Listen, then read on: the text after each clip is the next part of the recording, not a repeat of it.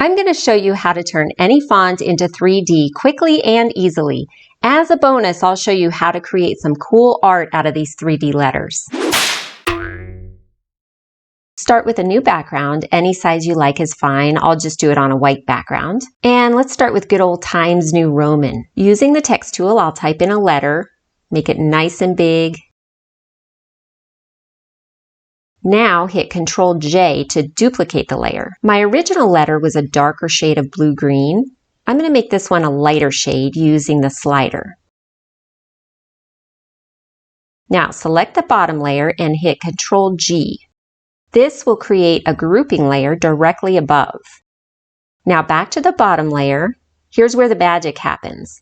I'm going to use the keyboard shortcut Ctrl Alt plus the right arrow key to quickly create multiple copies, each copy slightly more to the right than the one before. You can see the letter is becoming 3D and getting wider and wider with each click of the arrow. So you have complete control over how deep you want this to be. Just keep holding down Ctrl Alt and keep clicking the right arrow until you're satisfied with how it looks. Now all of the layers I just created are neatly grouped into one folder. You can combine these layers now. Just hold down the Shift key and select both layers, then hit Ctrl G to group them. I'll name this group 3D letter C. You can also turn this into a smart object by right-clicking and select Smart Object. Now you can move it around into other documents or just delete the background layer and save it as a transparent PNG. But how would this work on a cursive font? Let's test it out. This time I'll choose the Alex brush font and a more detailed letter like the letter B. Once again, I'll duplicate the layer and choose a lighter shade. Back to the bottom layer now. Ctrl G to create a grouping layer directly above. Click back on the bottom layer and begin making our 3D layers with that keyboard shortcut Ctrl Alt plus the right arrow key. Again, I'll click on the arrow as much or as little as I want in order to achieve the desired effect. And if you feel like you've taken it too far, you can always just go back and delete any unwanted layers. Once again, to create a smart object out of this, select both layers by holding down the Shift key as you click. Hit Ctrl G to group, name it what you like, and then right-click and select Convert to Smart Object. What if you want to turn a whole word or a person's name 3D? This time I'll do black and white just to change things up a little bit, but of course you can use any colors you choose. And a different font this time too. Let's try ink free. I'm experimenting here, and I'll type in the name Ben. You know the drill, Ctrl J to duplicate the layer. Choose a different shade for this layer, maybe I'll go with gray. Now back down to the original layer, Ctrl G to group. Click on that first layer again, and away we go. Ctrl Alt, right arrow. Then I'll create that smart object again. Then you can just move Ben around wherever you want him to go. Let's go, Ben.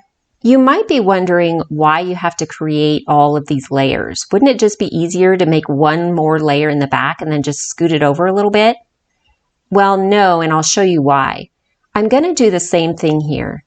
Type in a letter and duplicate the layer. I'll make it darker this time. As long as they're different shades, that's all that matters.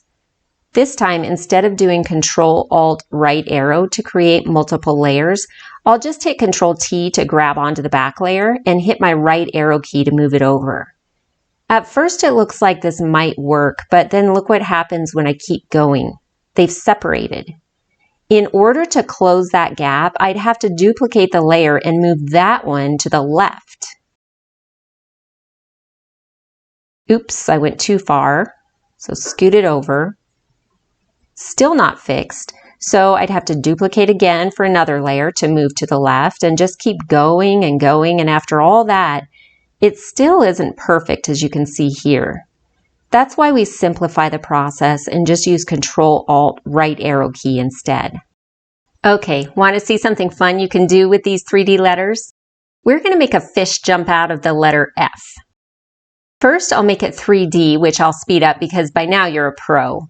I'm making it pretty fat to allow for more space for the fish. Now I'm going to place my photo as the top layer.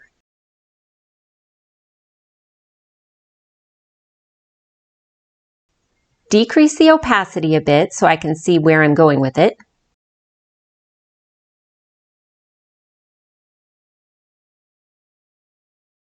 And I want it to look like it's inside the letter with only the front part of its body out. So I'll make my adjustments. The thing to keep in mind here is you need to make sure the underlying photo fills every bit of the letter. You don't want any part of the letter without the picture in it. That looks okay. Now I'll create a clipping mask and turn the opacity back up. You can always go back and move this around if you need to. Notice we've just covered the front part of the F so far. From here, I'm going to duplicate the layer, and this one's going to go right above my 3D layer. Again with a clipping mask. That takes care of the back portion of the F, which now seems to have disappeared. To fix that, we again need to think about the two sections of the letter being different shades in order to see the difference. So I'm just going to adjust the exposure on the part of the photo that's attached to the 3D layer. And right away, those layers reappear. There's a before and after of that. Now all I need is his head. For that, I'll duplicate the top layer, click on any of the selection tools, go to Select Subject, and choose Cloud because that does a little better job, and let it do its thing. And just make a mask out of it. You can see as I click on the eyeball, the entire fish is included in the mask. I just want his head, so I'll brush off the other areas. There we go, that looks better. So here's the layer with his head. Here's the layer on the front of the F. And here's the layer attached to the 3D section. To combine everything, I'll click on the top layer while holding down the Shift key. Click on the bottom layer and use the Control key to unselect the letter layer. And then I can make some further adjustments to only the fish layers all at the same time. Later in the video, I did happen to notice that I left his fin, so I went back and erased it, but you'll see it pop up in the next frame. See, there it is. Now that's all you'll be able to see. Okay, let's create a shadow. Create a new layer over the background layer. Grab a soft black brush. Move this dial so that it mimics the angle of viewing from floor level. So it basically flattens out the brush. Just click and you can make any needed adjustments. And now we just need a reflection. First, I'll group the layers minus the shadow. I'll name this group Art. And then Control J to copy, Control T, and I need to flip this vertical. So just right click and flip vertical. If you hold down the Shift key, it will pull down in a nice straight line. A real reflection will taper off as it gets further from the object. So a good way to mimic that is by creating a gradient. On a mask with black to white selected, click and drag for the gradient. Oops, I had radial gradient selected, but a line gradient is actually better here.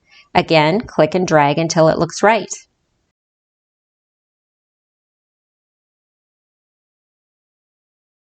And there you go. That's how to create 3D letters out of any font. And now you know how to do some pretty cool art with it too. I hope this video was helpful. Thanks for watching.